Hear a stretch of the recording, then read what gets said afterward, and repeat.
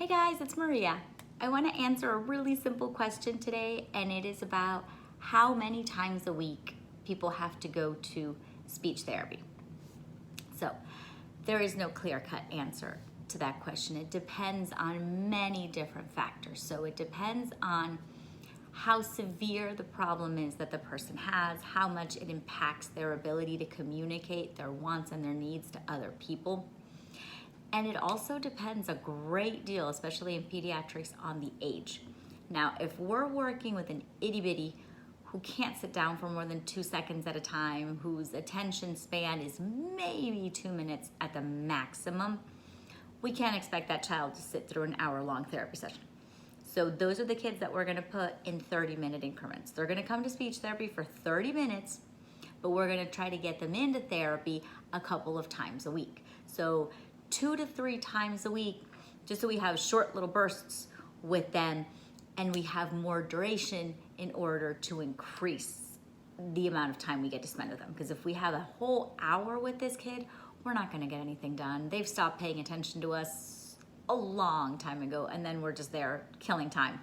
So you want short periods of time, as many times a week as you can get. There's very few insurance companies that are gonna cover more than 3 hours a week, but if you can get it, hey, go for it. It's never gonna hurt.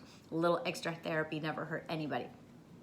Now for our bigger kids who can actually sit, who can pay attention, who can stay focused and finish activities, we can do an hour. We can do 45 minutes or an hour with them because we know they're actually gonna be getting something during that hour-long time.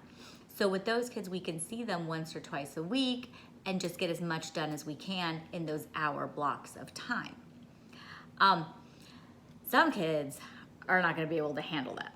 So you have your kids that even though they're older, they still can't do hour-long sessions, whether their ADD is just driving them crazy, or maybe they have other issues that impede them from being able to sit for that long a period of time, or maybe they're just having different severities that we can't handle in an hour-long session.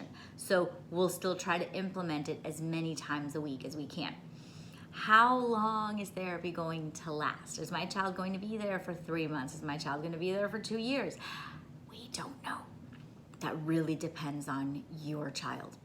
Some children seem to pick things up. You know, we get in there and all of a sudden our goals were met in 3 months' time because they got it. They liked it, they liked coming to therapy, they're participating, parents are practicing at home, all the stuff that we're doing in therapy, and all of a sudden we fly through our goals and we're out of there in no time. Some kids have other issues. Some kids, we are just working the first couple months on just getting them to sit and pay attention and be in the same room with us. Those kids are gonna take a little longer just because we're working on many other things first. Some kids have some pretty severe communication issues, and those guys might be with us for the long haul. Depending on what you're working on, whether it's a child with no language or it's a child with severe articulation, phonological processes, we have to break things down. We have to start at the beginning. Some kids, we have to go sound by sound or process by process until they get it before we move to the next one. So we're gonna be there for a while, and we don't wanna rush that because all we're going to do is mess things up. Kids that are working on feeding, that is low and slow. Feeding therapy takes a long time, and I tell parents this off the bat, you're gonna be here for a while. Because if we push this child, if we force feed them, if we try to do something that they are not ready for, we have just reversed. And now this child doesn't want to come in with us. They don't trust us. They don't have any ability to come back in and want to do something. So now, however long we've spent with them, we're gonna have to redo that again and start from scratch.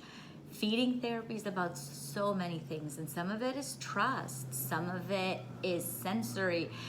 It takes a long time to get those kids to the point where they're eating 50 to 60% of the food that you want them to eat. I'm not gonna say 100% because none of us eat 100% of all the foods. We all have certain foods that we don't like, or we don't like the textures of, or we just can't tolerate. Feeding kids, we just wanna get them to at least 60% of most foods that you would want them to eat. So I hope that gave you a little idea of frequency and duration of speech, just so that you understand it. It's gonna depend on your child. It's gonna depend on them, how they work with people, and how quickly they can pick things up. So I hope that helps. If you have any questions, let me know. Bye.